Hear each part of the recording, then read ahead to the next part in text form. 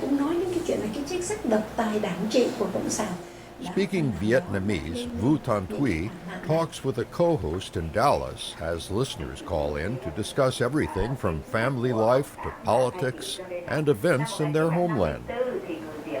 This morning, our station did an interview with a priest in Vietnam who was leading a group of 18,000 protesters in the central Vietnam against the pollution.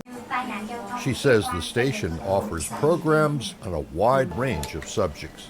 There's a show to answer any kind of question. And if you come up with a question and ask me, I will tell you when to listen and, at what time, what day to listen. The radio station is located on Houston's Bel Air Boulevard in an area where even street signs are in Vietnamese. Vu Tan Thuy says the station can help people who grew up in Vietnam adjust to life in the United States. I like to find ways to help my community, adjust better to the new life.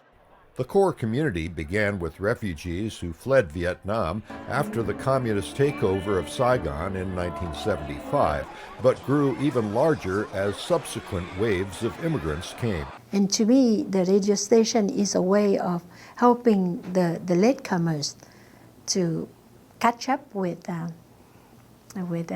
one who came before them. She and her husband, Yung Phuc, were journalists in Vietnam, and they bought the radio station in Houston with the idea of continuing that vocation. But they also owned a business reliant on advertising from local establishments, prospering in a society very different from Vietnam's. You are born rich, then you have a better life. You're born poor, and that's it for you. But in America, this is really the land of opportunity.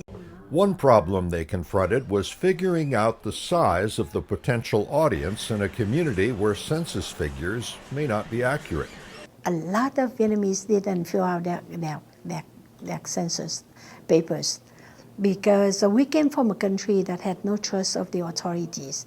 Another challenge is maintaining an audience among younger people who often prefer to communicate in English. The young mind change with time, especially when they have children. They wanted their children to be bilingual. It's always better to be bilingual, to have more than one language. She says the station has attracted some younger listeners through youth-oriented programs in which hosts speak both Vietnamese and English. Greg Flakus, VOA News, Houston.